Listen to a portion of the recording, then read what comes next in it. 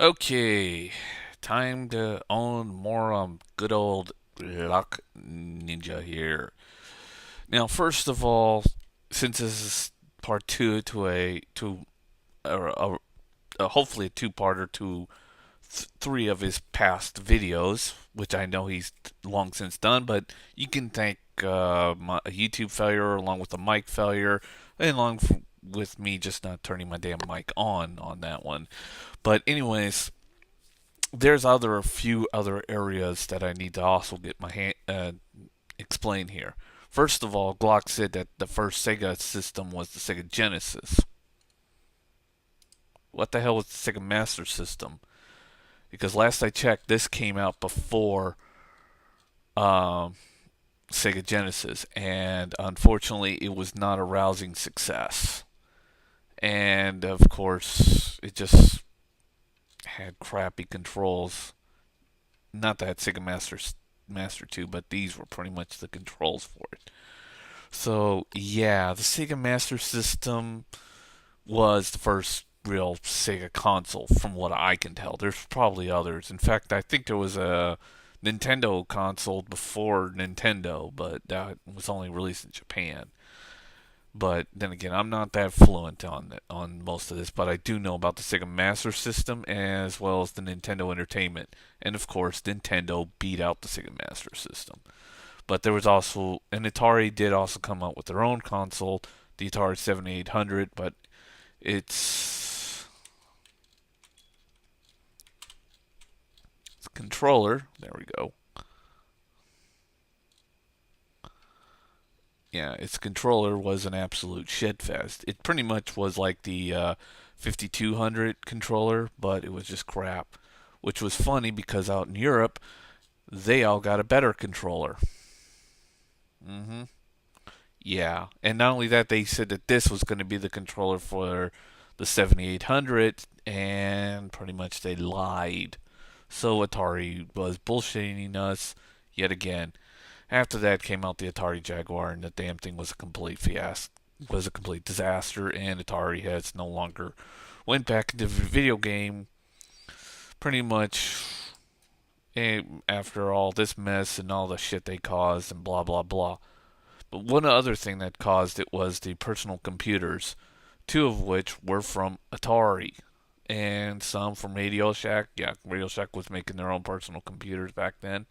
I don't think they make them anymore, but yeah, the Atari 400 and the Atari 800. So Atari was mostly responsible, as well as Commodore VIC 20, as not forgetting the unforgettable and most famous Commodore 64. But anyways, yeah, Atari having two consoles, two computers, a too many console games, no publishing control over most of their license, and two of the most crappiest games, both Pac-Man and ET, without a doubt proved that Atari was in fact the cause of the North American video game crash of 1983. What else is there to say, Glock? This owns your ass. This shows that it was not a transition, like you assumedly put. No, the video game crash never happened. It was just all a transition. Yeah, rocks can collide out of my ass too. And I put this link at the bottom of the first one. I think I'll just leave the link at the bottom of the next one. But seriously, Glock, research your material before you say anything.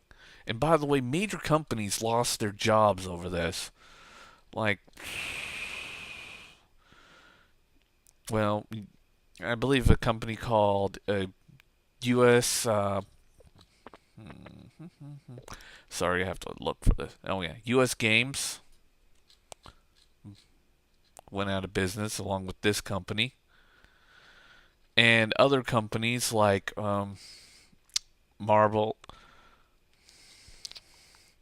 like Mattel, no longer makes gaming consoles. And as you know, Mattel now makes nothing but action figures and toys. They have left the gaming consoles forever.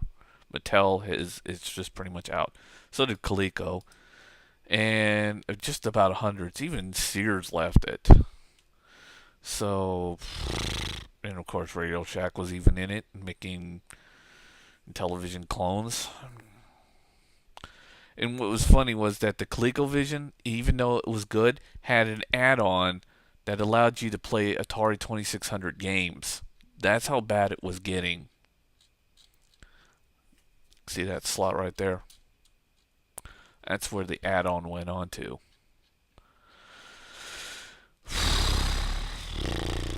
And it's just downright fucked up. So, yeah, the video game crash, North American video game crash did in fact happen. Now, how did Nintendo pull us out of the North American video game crash in 1983? They invented two things, Glock. Two things. One was this guy, as you know, is Rob. Rob acted like a Trojan little horse for Nintendo. One of which was they got little old Rob into companies like Toys R Us would not allow video game consoles to be sold into their store because they pretty much believed since the video game crash had happened that it was just too much of a risky business. So Nintendo used good old Rob here and said that it was a preschooler toy. Even though he was an add-on, and yes, Rob only had two games. And please do not put in my comments, oh, Rob only had two games. He was a shitty add-on for Nintendo. Yeah, you're fucking idiots for saying that. I already know this, and yes, he had only two games, but he was used as a Trojan horse for Nintendo by just adding him into the Nintendo Entertainment, putting him up as a bundle for Toys R Us, companies like Toys R Us, which I know what the Wikipedia page says, but the Wikipedia page is wrong.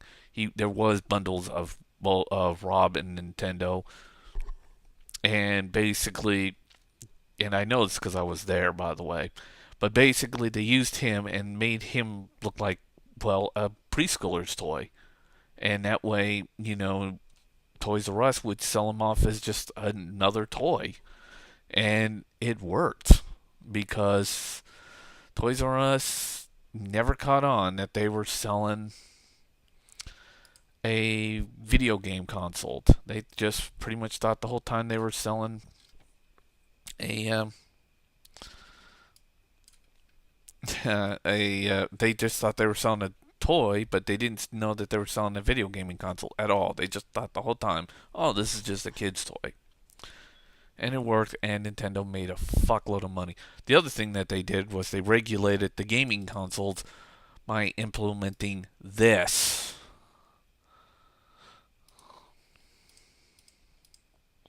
Yeah, that's right. The Nintendo seal of quality. If it wasn't for this,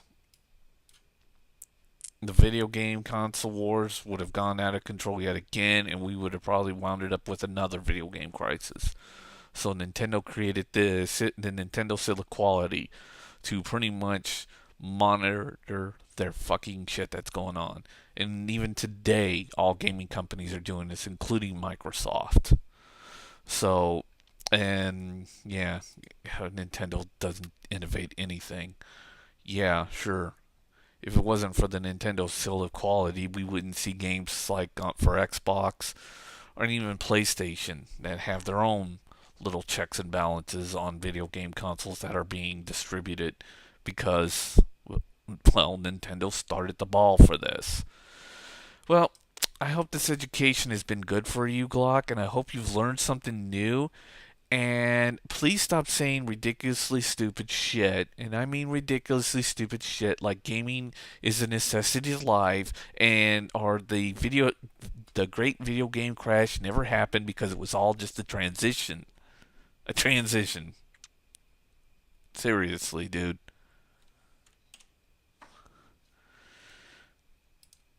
My word of advice. Just pay attention before you say something ridiculously stupid. Thank you for your time. And to everyone else, please share the video. Let everybody know about this. I don't care. You're free to comment.